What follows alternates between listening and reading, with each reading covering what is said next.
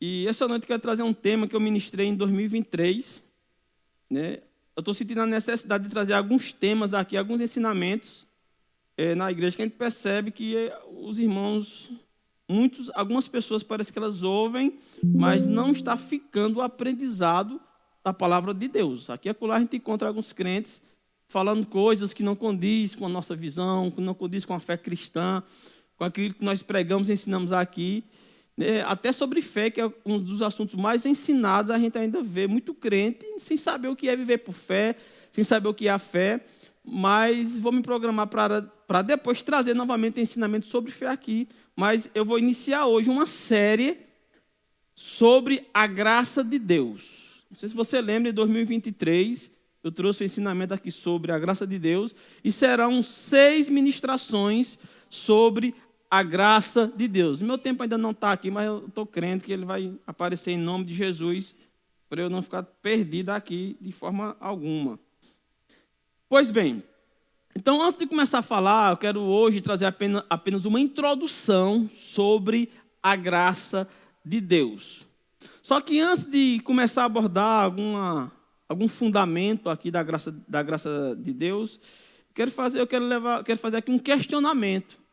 Quero que você reflita sobre esse questionamento, né? E o questionamento eu quero que você olhe para a sua vida, olhe para a sua conduta, olhe para a sua vida aí fora, não aqui na igreja, mas sua vida aí fora, e na igreja também, sei lá, toda a sua vida.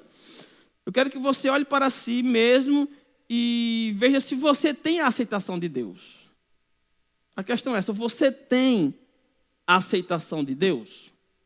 Você se acha uma pessoa que Deus aceita você, Deus aceita a sua vida? Você consegue se ver como uma pessoa realmente, a sua vida, você pode fazer oração e dizer: Deus, muito obrigado porque eu sou aceito por você. Então, o questionamento é esse: você é aceito por Deus? Né? A resposta fica consigo mesmo. Né? Então, a graça diz algo sobre esse questionamento. Se você é ou não aceito por Deus, a graça de Deus, ela nos dá a resposta. E a graça diz que você não pode fazer nada para ter a aceitação de Deus. A graça, ela diz isso. Não existe nada, não importa o que você faça, você não tem como ser aceito por Deus. Não importa o quanto você se esforce para ter a aceitação de Deus, você não consegue por meio dos seus méritos, por meio da sua conduta. Não importa o quanto religioso você seja.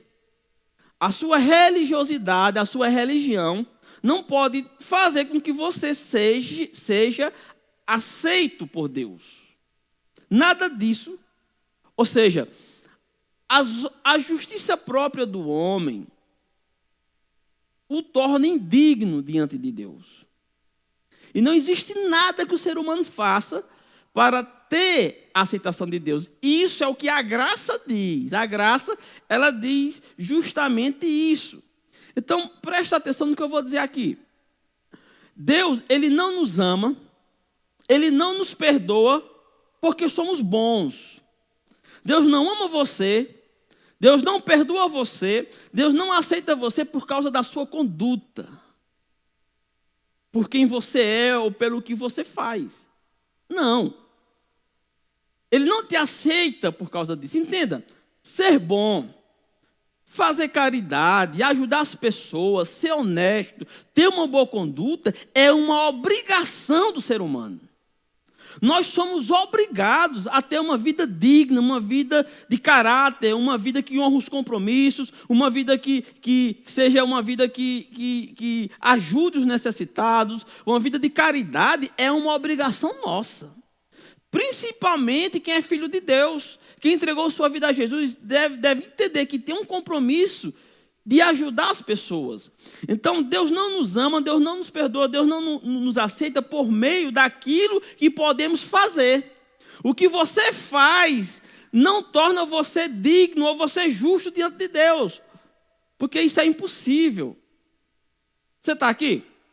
Ficou muito silêncio, muito silencioso. Então, entenda uma coisa.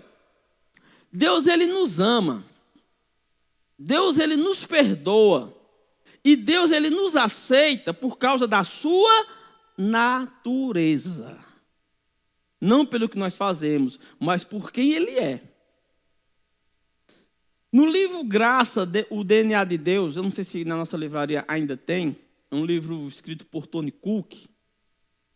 Ele, para explicar, para trazer uma clareza sobre a graça de Deus, ele traz a ilustração de um desenho animado.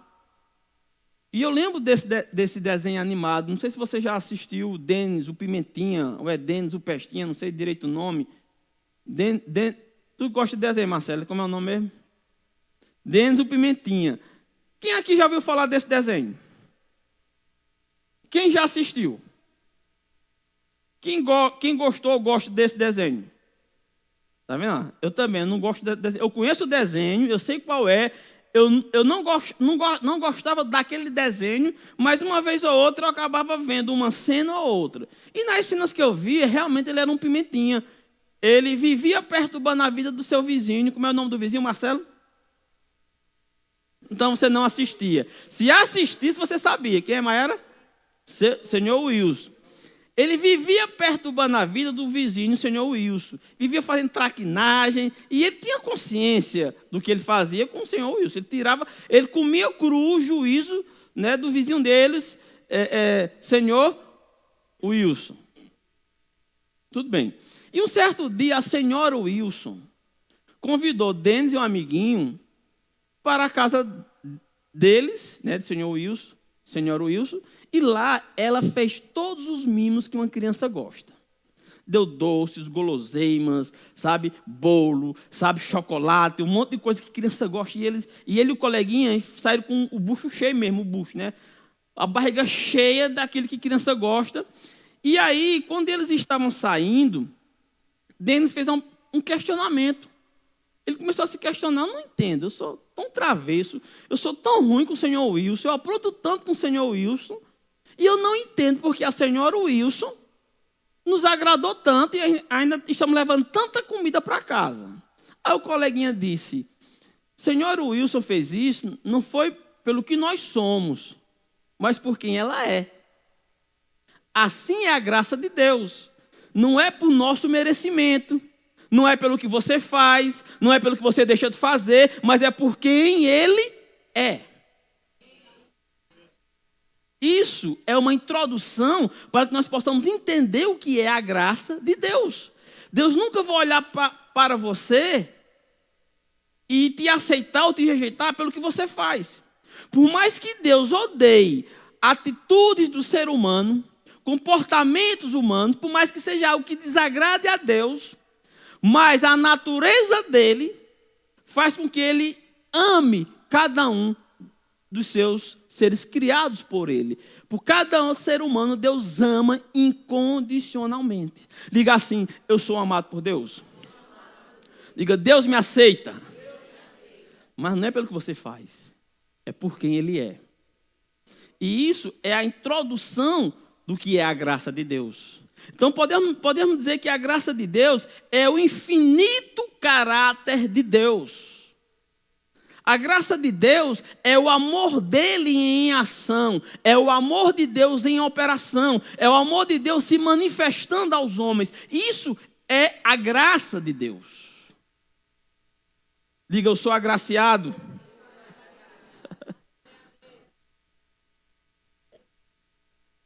Aleluia. Glória a Deus. Então, a graça é o próprio amor de Deus em ação, em manifestação. Eu quero convidar você a abrir o livro de João, capítulo 1, versículo 17, que diz o seguinte: porque a lei foi dada por intermédio de Moisés, a graça e a verdade vieram por meio de Jesus Cristo. Entenda. Presta atenção nesse versículo. Olha o que ele diz aqui, ó. A lei foi dada por intermédio de quem? Antes de Moisés existia a lei? Sim ou não? Não. Por quê? A lei chegou justamente por intermédio de quem?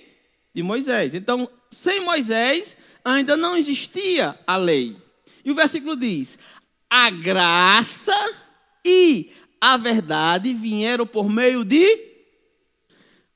Então isso significa dizer o quê? Que antes de Jesus, a graça de Deus não foi manifesta aos homens. Porque o versículo deixa claro que antes de Jesus não havia a graça de Deus em manifestação. Porque a graça de Deus, ela veio a ser manifesta, a graça de Deus veio a ser revelada a nós, os seres humanos, na própria pessoa de Jesus. Jesus é o ápice da prova do amor de Deus.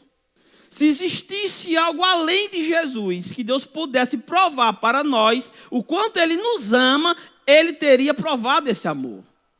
Mas Jesus foi o máximo. Não tinha algo além de Jesus que Deus pudesse provar para o mundo o quanto Ele nos ama. Diga, eu sou amado. Deus me ama. Diga assim, Ele me aceita. Pelo que você faz, por quem Ele é. Deus é muito bom. Então, lá no livro de Hebreus, no capítulo 1, eu acho que do versículo 3 ao versículo 4, lá nos revela que Jesus, diz assim, que Deus não se deu a conhecer na antiguidade. E Jesus é a expressão exata de quem Deus é. Se a Bíblia diz que Jesus ele é a expressão exata de Deus, eu só posso conhecer Deus se eu olhar para Jesus. Se eu não olhar para Jesus, eu não posso conhecer Deus. Olha, eu conheço o crente quando ele lê muito o Antigo Testamento. Eu conheço. Um crente que lê muito o Antigo Testamento, se ele vier conversar comigo 2 minutos, eu já sei que ele só lê o Antigo Testamento. Por que eu sei? Porque ele vai falar igual uma pessoa que não conhece Deus. Porque Deus não se deu a conhecer na Velha Aliança. Ele não se revelou na Velha Aliança. Mas a Bíblia deixa claro que Deus, ele se revelou na pessoa de Jesus Cristo. Coloca aí Hebreus, não sei se é 1:3 ou 1:4. A gente chega lá, coloca aí Hebreus capítulo 1, versículo 1. A gente vai até achar essa revelação. Havendo Deus outrora falado muitas vezes e de muitas maneiras aos pais pelos profetas, nestes últimos dias nos falou pelo Filho, a que ele constituiu o herdeiro de todas as coisas, pelo qual também fez o universo. Ele é o resplendor da glória, a expressão exata do seu ser. O que você entende por uma expressão exata? O que é uma expressão exata? O que você entende por uma expressão exata? Quando diz que Jesus é a expressão exata de Deus, é que nós não podemos ter uma compreensão de Deus a não ser em Jesus. E Jesus é a manifestação da graça de Deus. A graça de Deus foi dada e revelada aos seres humanos. Então, se eu quero conhecer Deus, Deus mata. Será que Deus mata? Deus coloca doença? Olha para Jesus. Vê se Jesus matou alguém, vê se Jesus colocou doença em alguém, e aí você vai saber porque o que de Deus se pode conhecer foi colocado na imagem do Filho. Jesus é a expressão exata de quem Deus é. Amém? E ele é a manifestação da graça de Deus. Por isso que João escreveu, capítulo 1, verso 17, que a lei veio por intermédio de Moisés, mas a graça veio por meio de Jesus. A graça e a verdade. Ninguém conhece. Coloca não vai João 1, capítulo 1, versículo 10, ou 17. Porque a lei foi dada por Moisés. Então, a graça e a verdade vieram por meio de Jesus. Então, ninguém conhecia Deus até Jesus se manifestar. Ninguém sabia de fato quem Deus era e qual era verdadeiramente a natureza de Deus. Você está compreendendo isso? Amém? Então, veja aqui. Atos capítulo 20, verso 24. Atos capítulo 20, verso 24. Porém, em nada considero a vida preciosa para mim mesmo, contanto que complete a minha carreira e o ministério que recebi do Senhor Jesus, para testemunhar o quê? Testemunhar o quê, gente? O Evangelho da Graça. Vou pedir que segure esse versículo por um bom tempo aqui. Entenda, essa palavra evangelho que está aqui na Bíblia, não, é Atos, não é João. É aqui mesmo, é Atos, perdão. É o evangelho. Essa palavra evangelho que você vê aqui, ela é a tradução da palavra grega euangelion. Me perdoe se você sabe falar grego, porque eu não sei. Então, eu entendo que essa é a pronúncia. Euangelion. Essa palavra, ela significa... Você sabe o que significa evangelho? O que é que significa evangelho? Boas novas. Essa palavra euangélia, ela tem dois significados bastante interessantes. O primeiro significado de euangelion é boas notícias ou boas novas. Mas se você for olhar bem no grego, tem um significado mais profundo do que boas notícias ou boas novas. Essa palavra também significa bom demais para ser verdade. A graça de Deus, ela é tão boa que é bom demais para ser verdade. E esse versículo diz que o evangelho, ele é conhecido como evangelho de quê?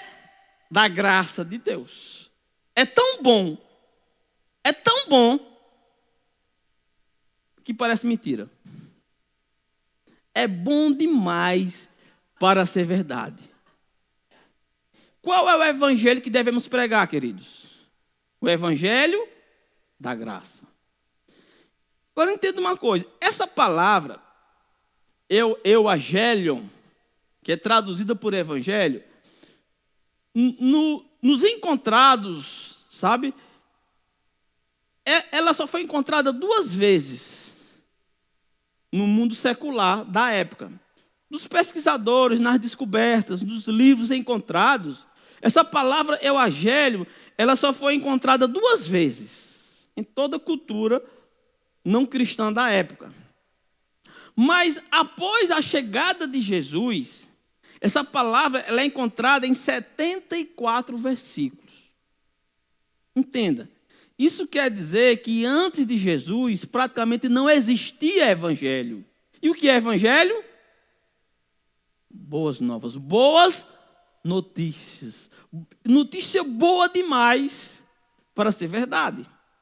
Então, o mundo da época não estava muito diferente de hoje. Principalmente quando Jesus veio, que Roma dominava o mundo e praticamente Roma escravizava o mundo. As pessoas não tinham paz, as pessoas não tinham alegria, as pessoas viviam praticamente cativas, subjugadas ao Império Romano. Então as pessoas viviam numa vida totalmente subjugada à vontade de Roma. Então elas precisavam de uma boa notícia. E foi aí que chegou Jesus de Nazaré, trazendo o evangelho. O que significa evangelho? Boas novas, boas notícias. Então entenda, muitas coisas que não são boas novas é pregada nos púlpitos. Os crentes, quando vão evangelizar, eu já prestei atenção que às vezes eles não pregam o evangelho. Eles pregam condenação, eles apontam o pecado, o erro. Sabe, o mundo está tão cheio de coisa ruim, que o mundo não precisa de um crente apontando para eles o erro deles. Não precisa. Apontando o pecado deles. O mundo não precisa disso. Eles já estão cheios disso. O mundo, querido, está, se você observar o mundo, ele está cada vez pior que antes. E sabe do que é que o mundo está precisando? De uma boa nova. O mundo está precisando do evangelho. O ímpio, segundo a Bíblia, uma pessoa ímpia, se ela morrer, ela vai para o inferno. Isso é uma verdade bíblica. Quando você vai falar do evangelho, você não pode chegar para uma pessoa e dizer, se você não aceitar Jesus, você vai para o inferno. Por que você não pode falar isso? Por quê? Eu perguntar a você, isso é uma boa nova? Pode até ser uma nova, mas boa não é não. O ímpio sabe que vai para o inferno. E o mundo está cansado de coisas ruins. O que o mundo de hoje precisa é do evangelho da graça. E o que é evangelho? Boas notícias. Tão boa, bom demais para ser verdade. O que é que a gente encontra no mundo hoje em dia? Muita ansiedade, muito estresse, muita depressão, muita doença, muita enfermidade, muito caos. Do que é que o mundo precisa? De uma boa notícia, de uma boa nova. Isso é evangelho, sabe? E muitas coisas nos púlpitos das igrejas e nos crentes que evangelizam não estão trazendo para as pessoas, não estão trazendo para o mundo uma boa notícia. O que é que se ouve? Deus mata, Deus vai te colocar no leito, Deus castiga, Deus vai te pegar na esquina, você vai para o inferno. É isso que se ouve muito pregar. E isso não é boa nova. Isso não é evangelho. Você está aqui? Rapaz, ó, se tu não andar no estreito, cuidado. A religião, eu costumo dizer isso. Ela prega Deus sendo um velho, com uma barba bem grande, ranzinza, enfesado com a vida, um cajado bem grande, esperando querer enterrar para quebrar no espinhaço. Ó, se tu errar, eu dou uma titela aqui. Eu dou uma nos quartos aqui. E o crente fica assustado com medo de Deus. Eu até brinco às vezes, dizendo que às vezes é melhor estar no mundo que na igreja. Por quê? Quando está lá no mundo, ei, Jesus te ama. Jesus ama a tua vida, ó, Jesus ama você. Rapaz, eu faço tanta coisa errada. Ele me ama mesmo, ama.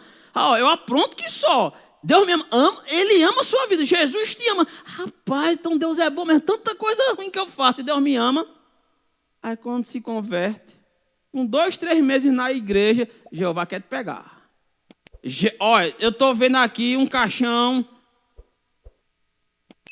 Jeová vai te colocar na moinha, no estreito. Rapaz, é melhor estar lá no mundo, porque lá Deus me amava, aquele me odeia. Quando eu não era crente, Deus me amava. Agora que eu sou Deus me odeia. Que Deus é esse? É o Deus que a religião cria. Não é o Deus que se revelou aos homens por meio de Jesus Cristo. O que de Deus se pode conhecer foi revelado no Filho dele. E Jesus, ele é a expressão exata de Deus. Jesus é a manifestação da graça divina. Amém, amém? Então, o que é a graça? Então, como já falei, a graça ela é o infinito caráter de Deus. Ela é o próprio amor de Deus em ação. E nós podemos começar a construir um entendimento sobre graça pela definição mais popular que existe.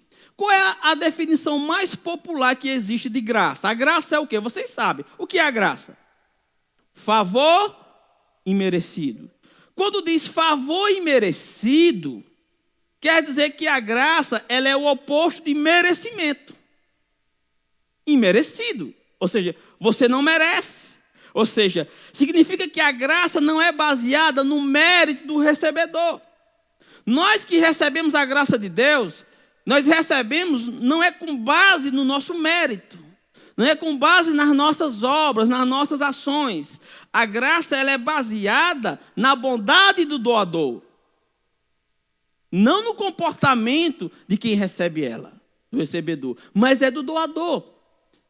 Então, é um favor que nós não merecemos. Isso é um ponto de partida para podermos, assim, entender o que é a graça de Deus.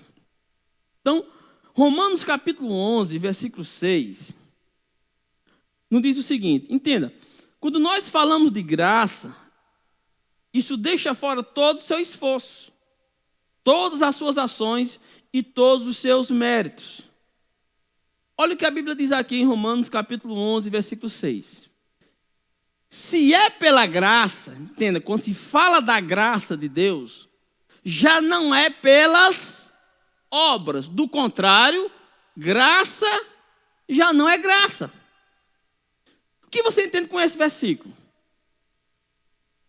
Que se houver seu esforço, se houver sua ação, se houver sua obra, não pode existir a graça de Deus. Porque se existir o que o homem faz, graça não é graça. Deixa de fora tudo que você faz. Você sabia que no conceito de salvação de muito crente, o que muito crente imagina como salvação, no conceito de salvação, não existe graça? Mas a Bíblia deixa claro que a salvação, ela é pela graça de Deus e nós a recebemos por meio da fé. A Bíblia deixa isso claro, em Efésios 2:8. A salvação, quem aqui tem certeza de sua salvação? Você só tem certeza da salvação porque essa salvação foi nos dada por meio da graça de Deus. A graça é Deus dando ao homem. A fé é o homem recebendo de Deus. Então, na cabeça de muita gente, no conceito de muito crente, do jeito que eles imaginam, não existe graça na salvação. Eu vou falar aqui algumas frases de crentes, que eu já ouvi muito, não sei você, já vi crente falar assim, não me ame não, senão você não vai para o céu. Você já viu isso? Se você não me amar, você não vai para o céu. Quem disse isso? Quem disse isso? Os crentes falam isso. Mas Jesus não falou isso. Jesus disse que nós seremos conhecidos como seus discípulos se amarmos uns aos outros. Mas a salvação não pode existir o mérito humano, porque não existe graça. Entenda? Porque pela graça sois mediante, e isso não vem, é um dom de Deus. Nós somos salvos pela graça, não é por nosso merecimento. Então, se eu não amo você, isso não interfere na salvação. Você está comigo? Eu não estou querendo dizer aqui que você tem que odiar os irmãos. Eu estou falando que isso não é critério de salvação. Mas o crente que não passa a amar, ele pode perder a salvação. Porque quando nós aceitamos a Jesus, nós chegamos a Deus com tudo que nós temos. Por exemplo, uma pessoa que fuma 10 carteiras de cigarros, e eu conheço pessoas, eu já conheci pessoas que fumam 10 carteiras de cigarro. Se ela se converter hoje, ela confessar Jesus hoje como Salvador, ela está salva? Sim ou não? Está salva essa pessoa? Que fuma 10 carteiras de cigarro por dia, ela está salva, presa em um vício, ela está salva? Sim ou não? Mas amanhã ela deixou de fumar? Ela vai continuar fumando? Vai ou não vai? Mas ela é salva? É. Mas se ela realmente se converteu de fato, na sua caminhada cristã, ele vai deixar de fumar. Por causa da graça de Deus. Então, nós somos salvos, não é por nossos méritos, é pela graça de Deus. Você está compreendendo isso? Na cabeça de muita gente, não existe graça na salvação. Algumas religiões querem ser salvas por caridade, por dar esmolas, por boas ações. E boas ações, caridades, não salva ninguém. Ninguém vai ser salvo por ser bom. A Bíblia diz que no juízo final, Quando as pessoas forem ser julgadas, vão se abrir livros. E as pessoas serão julgadas uma por uma segundo as suas obras. As obras vão trazer um julgamento sobre a vida da pessoa, mas ela não traz a salvação. E quando se abrirem todos os livros que terminarem de julgar as pessoas, vai abrir um último livro, que é o livro da vida. E muitas pessoas boas, que fizeram caridade, que foram boazinhas, que ajudaram os pobres, no livro da vida não vai constar o nome dessas pessoas. Mas que injustiça. Não. Uma pessoa era tão boa, ela era tão boa, que rejeitou quem morreu para salvar ela. E a salvação não é por meio de obras. A salvação é pela graça de Deus, que nós recebemos por meio da fé em Cristo Jesus. Só quem salva é Jesus. Se o ser humano pudesse ser salvo por suas próprias obras, por sua própria caridade, por suas próprias ações, ele não precisa do Salvador. Ele não precisa de Deus, porque ele já é autossuficiente. O ser humano que é salvo por suas obras, ele não precisa de Jesus e ele não precisa de Deus. Porque as suas ações é suficiente para salvá-lo. Só que isso é um engano. Ninguém é salvo por boas obras. Nós somos salvos pela graça de Deus, mediante a fé em Jesus. A graça é Deus dando o presente. A fé é nós recebendo o presente da salvação. Então, a salvação, ela é um presente de Deus. Voltamos para Romanos, capítulo 11, versículo 6. Eu vou ler aqui em uma outra versão, que diz o seguinte. Olha essa versão aqui, ó. Já que é pela bondade de Deus, então não é pelas obras dos homens. Pois, nesse caso, a graça de Deus não seria o que de fato é, gratuita e imerecida. Entenda, a graça de Deus, ela é gratuita e imerecida. O que foi que você fez para receber a salvação? Eu só confessei Jesus como Salvador. Eu só aceitei Ele como meu Salvador. E isso me torna salvo. Amém? Você está aqui ainda? Em uma outra versão, na Bíblia ampliada, diz o seguinte: mas se é pela graça, seu favor e graciosidade imerecidos não está mais condicionada às obras ou qualquer coisa que os homens fizeram. De outro modo, a graça não mais seria graça, ficaria sem significado. Esqueça sua conduta e suas obras no critério de salvação. Nossa conduta e nossas obras é um dever de cada ser humano.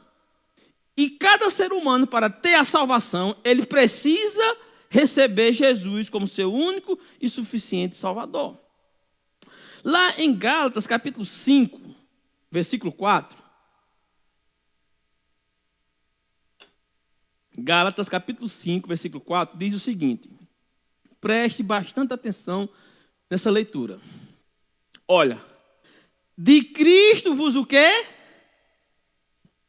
Vós que procurais justificar-vos na lei, da graça decaístes. A lei era algo que os homens faziam para agradar a Deus. Quando fala da lei, está falando da obra humana, daquilo que o homem pode fazer. Então, se o homem pode fazer, nós decaímos de Cristo. E decaímos da própria graça. Entenda uma coisa? A graça, ela nos liberta da mentalidade baseada no nosso desempenho. O ser humano, ele tem uma sede de justiça própria. O ser humano, ele só acredita que Deus vai aceitá-lo se ele fizer alguma coisa. Por que você acha que existem igrejas que têm corrente de libertação, 7 sexta-feira da libertação, sei lá, o voto de... Não sei não, mas eu ouço umas coisas assim. A pessoa precisa ser liberta e ela faz lá uma campanha de, supomos, 7 sexta-feiras. Ela vem 1, vem 2, vem 3, vem 4, vem 5. Aí, na sexta, se ela faltar uma, aí a libertação dela já não funciona mais. Porque na cabeça dela, ela só é liberta se ela fizer alguma coisa. Isso é tolice. Eu já fiz parte de denominação que toda quinta tinha culto de libertação. E ali o pastor estava ungindo as pessoas para serem libertas. Eu achava aquilo muito massa. Culto da libertação. Aí, passados anos, eu notei uma coisa interessante no culto da libertação. Primeira observação, só iam os crentes. E segunda observação, eram os mesmos, que durante anos estavam sendo libertos toda quinta-feira. Eu comecei a pensar, gente, que libertação é essa que não liberta? A pessoa tem uma sensação de descarrego, porque ela está fazendo alguma coisa. Mas não funciona. Entenda? Nesse ensinamento da graça, nós vamos ver aqui 5 tipos da graça de Deus. 5 manifestações e 5 operações da graça. Nós vamos ver graça para a salvação, graça para a santificação. A graça que nos salva é a mesma que nos santifica. Para sermos salvos, Deus quer nosso esforço, Deus quer nosso mérito, o mesmo é para a santificação. Nós não somos santos e santificados por meio de nossas ações ou aquilo que nós podemos fazer. Não, nós somos santificados por meio da graça que nos santifica. Ou seja, na santificação não existe nosso esforço. E tem muito crente se esforçando para ser santo. E quanto ele mais se esforça, mais ele fracassa. Então, a graça para a salvação, graça para a santificação, graça que nos fortalece. Nós estamos de pé não é por nosso esforço. Nós estamos de pé não é por nosso mérito. Nós estamos de pé por causa de uma graça. Graça para a salvação, graça para a santificação, graça que nos fortalece, graça para compartilhar e a graça para servir. Hoje é a introdução da graça de Deus. Próxima ministração, nós vamos estudar a graça que salva, a graça salvadora. Depois a graça santificadora. E vamos entender que uma vez salvos, o Deus que nos salvou é o mesmo que nos santifica. As pessoas às vezes falam assim, eu não vou ser crente, porque eu não tenho força para deixar os ralabuchos. Todo mundo aqui sabe o que é ralabucho, não sabe? Todo mundo sabe. Se alguém não sabe, eu vou explicar para você, caso você esteja aqui pela primeira vez. Ralabucho é o famoso bucho, encosta no bucho e fica ralando no outro, né? O povo chama de forró, né? É o ralabucho. As pessoas dizem, eu não tenho força para deixar o ralabucho, eu não tenho força para deixar a bebida, eu não tenho força para deixar as drogas, eu não tenho força para deixar os vícios. E quem disse que é com sua força? É pela graça. O Deus que nos salva é o Deus que nos santifica. Ele nos dá uma graça para sermos salvos e também Ele nos dá uma graça para nos tornarmos santos. Ou seja, Ele nos dá a força que precisamos para ter uma vida santificada. Amém, amém? Aleluia. A graça, ela nos leva para uma confiança de dependência total de Deus. A graça, ela nos leva para essa consciência. Eu dependo totalmente dele. Eu sou salvo por causa dele, não é por causa de mim. Eu sou santo, não é por causa do meu esforço, é por causa dele. Eu sou forte na fé, eu tenho uma vida cristã, que existe crente, meu Deus do céu, é uma vida de fraqueza 365 dias. Tem crente que é direto, irmão, vocês oram por mim, vocês oram por mim. Mas não é porque ele gosta da oração, é porque ele sempre está fraco. É o que chama-se de crente guiné. Estou fraco. Conhecido como crente cobra, só vem se arrastando. Ele só vive fraco. Irmão, cadê você? Irmão, eu estou sem força de ir para a igreja. Mas para os ralabustos não falta força, não. Para os ralabustos, a disposição está para estar nos bairros, a disposição está lá em cima. Eu já vi irmão falar, pastor, não tenho força de ir para a igreja. E vive postando foto em festa. É interessante. Para o que não presta, tem força. Mas para Deus não tem. Você está aqui ainda? Aí a gente vê que é só conversa furada. Porque Deus é quem nos fortalece.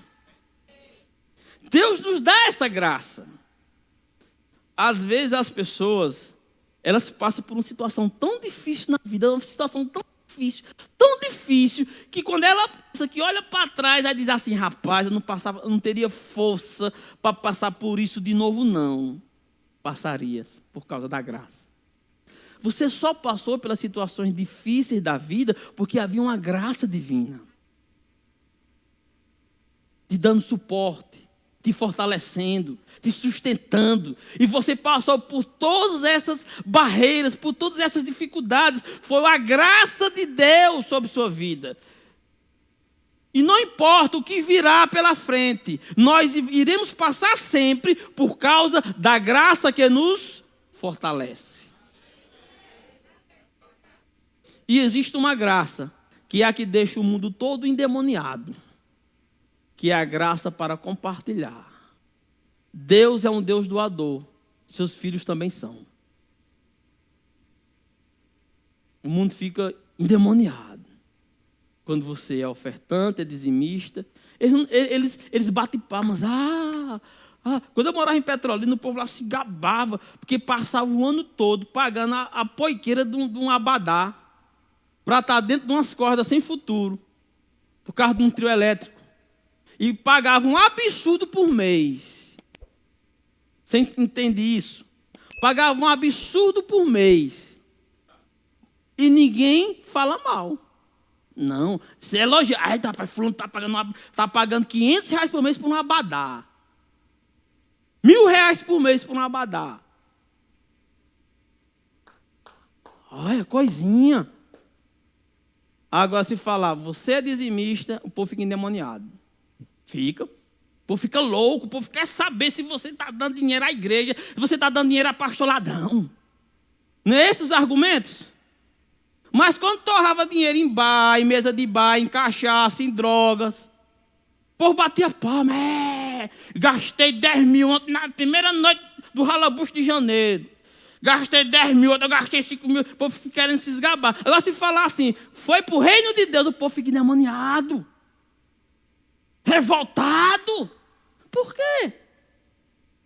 Entenda uma coisa: dinheiro representa glória. As pessoas matam por dinheiro, elas roubam por dinheiro, elas se corrompem por dinheiro, elas vendem seu próprio corpo, alugam seu próprio corpo por dinheiro. Porque dinheiro representa glória. E quando dinheiro é dado para Deus, sabe o que é que você está dando para Deus? A glória. E o diabo fica irado com isso. Ele se levanta com isso. E quando você tira o dinheiro, dá uma oferta a um irmão, dá uma oferta a outro, dá uma oferta na igreja, abençoa a vida de alguém, o diabo fica encapetado, ele fica mais endemoniado que ele diz, essa glória era para ser minha. Sabe? Se você olhar Jesus, quando ele esteve na terra, Jesus, os dois principais assuntos de Jesus, o primeiro era o reino, e o segundo era dinheiro. Os dois assuntos mais abordados. Se você olhar todos os grandes movimentos da Bíblia, todos estavam envolvendo o dinheiro. Por quê? Porque dinheiro representa glória. Dinheiro para Deus, glória para Deus. Dinheiro para as coisas do diabo, a glória para as coisas do diabo. E o diabo não quer dinheiro na igreja. Ele quer que seja dada para ele a glória. Então nós vamos estudar graça para a salvação, graça para o que mais? Santificação, graça para fortalecer, graça para compartilhar, está falando sobre dinheiro, Nós ofertando no reino de Deus e nós ofertando na vida um dos outros. As pessoas não entendem isso. E a última é a graça para servir. Quem aqui serve no reino de Deus? Que coisa linda, que coisa boa. Então, eu quero que você crie expectativas para essas séries sobre a graça de Deus. E você vai entender uma coisa, que em cada uma dessas graças, nada pode ter nosso esforço. Porque senão não existe graça. Quanto mais nós ofertarmos no reino de Deus, existe uma graça que fará com que venha mais e mais e mais. Quanto mais você ofertar na vida de um irmão, na vida de uma pessoa, a graça de Deus vai operar na sua vida para que você tenha cada vez mais e mais. Ficamos felizes por você ter acompanhado mais uma de nossas ministrações. É uma alegria ter você conosco. Queremos aproveitar para te convidar a conhecer a nossa igreja. Confira a nossa programação de cultos semanais e faça-nos uma visita. Estaremos de braços abertos para compartilhar momentos de fé e comunhão com você.